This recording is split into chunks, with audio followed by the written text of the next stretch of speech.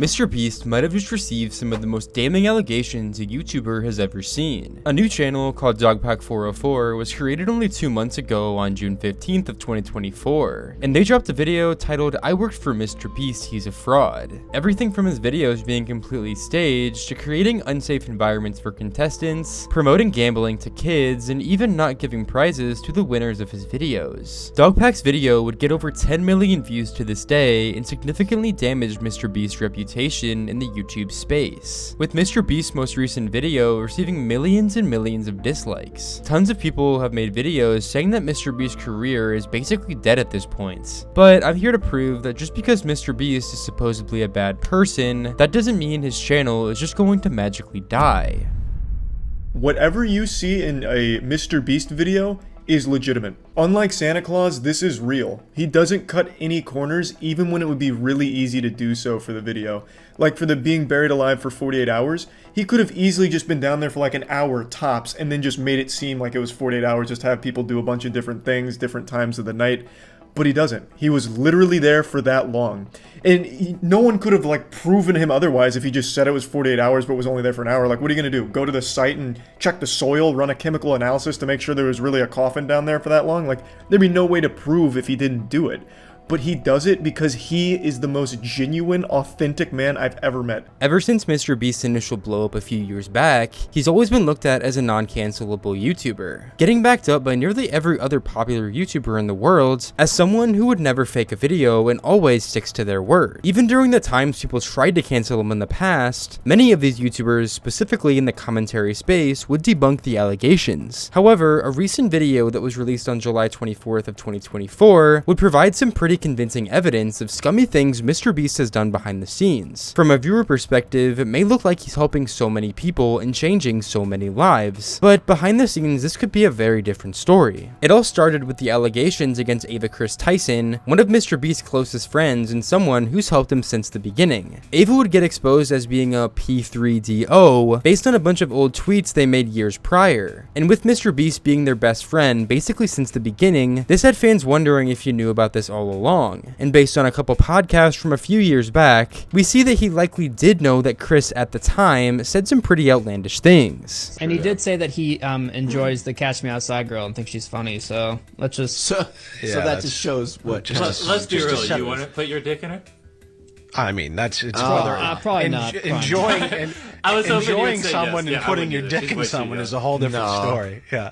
She probably has AIDS. She's like 14 years old, she probably has AIDS already. MrBeast would also get exposed for faking some, if not all of his videos. This was through a simple clip from his video, Surviving on a Raft for 7 Days, where we can clearly see that nobody was sleeping on the beds when they said they were, transitioning to a time-lapse of them moving everything. But to be honest, what made you think in the first place MrBeast wouldn't fake his videos? In some of them, he literally puts himself in life-threatening conditions. He can easily just sleep on his $1 million yacht in the distance that has his quote-unquote medical team in case something bad happens to them. During this time lapse on the 4th day of 7 days stranded at sea, you can clearly see there's no one in the shelter. These are their empty beds. But after a hard cut, magically 5 people are awake, and 2 of the boys have bright yellow raincoats that they didn't have when it rained on day 2. And after standing the whole night, completely soaked... You didn't spend the night soaked, Jimmy. You slept on the production yacht. It's ironic because this is one of the videos where they claim that they don't fake things. But no, we have to be the real channel that doesn't fake things. The last thing MrBeast would get accused for is faking giveaways and the prizes that he gives to his viewers. In Face Your Biggest Fear Win $800,000, MrBeast would ask Mac, a participant that's been in multiple videos in the past, who is also already extremely wealthy. Mac would also join his crew shortly after, proving that this may have been a fake prize all the way from the start. I found public records showing that Mac moved from California to Greenville, North Carolina, where Jimmy is located, back in August 2023, 2 months before he appeared as a contestant.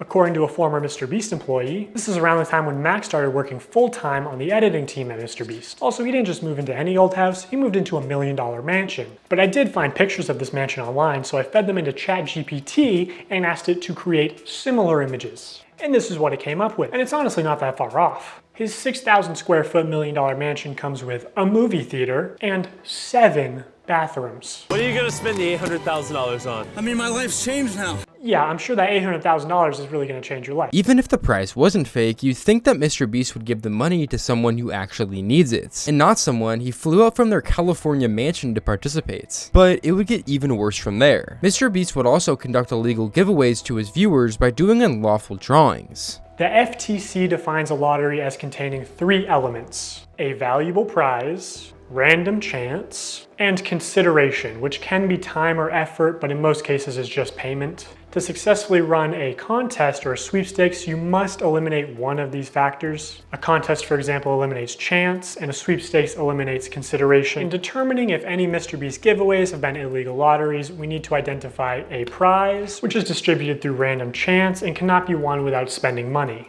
On August 2nd, 2020, MrBeast live streamed him and his friends signing limited edition shirts celebrating 40 million subscribers. And here are just some of the clips from that stream. For those of you who are just joining, if you buy one of our limited edition 40 mil special shirts, we're celebrating 40 million subscribers with a really big video, then we will sign that shirt, and some of them will get random prizes like this. In 10 minutes, right, because we gotta give them time to do their cart, we'll give 2 orders $500 each. 5 minutes, someone's getting $3 grand in their order. Overall, there's been some pretty damning evidence against MrBeast and the credibility of his videos. Most people might think that this means his channel is sure to go downhill from here, but I don't believe his channel is anywhere close to dying. Sure, his reputation for most of his diehard fans is ruined due to what's been exposed over the past couple weeks. However, he is still pulling insane view counts that don't seem to be going down. Sure, he may be getting millions of dislikes on each of his new videos, but it's important to recognize that MrBeast has a large viewer base who are young and don't even know about any of the drama, and YouTube likely won't do anything to his channel since they make so much money off him. The reign of MrBeast likely won't end anytime soon, so people that don't want to support him should just stop watching his videos altogether. Don't even go on his channel to dislike his videos, because even if you do that, you're still supporting his channel. After all this drama unfolded, Ludwig would end up making a response, explaining some things in pretty much the best way possible. Look, I know MrBeast the person.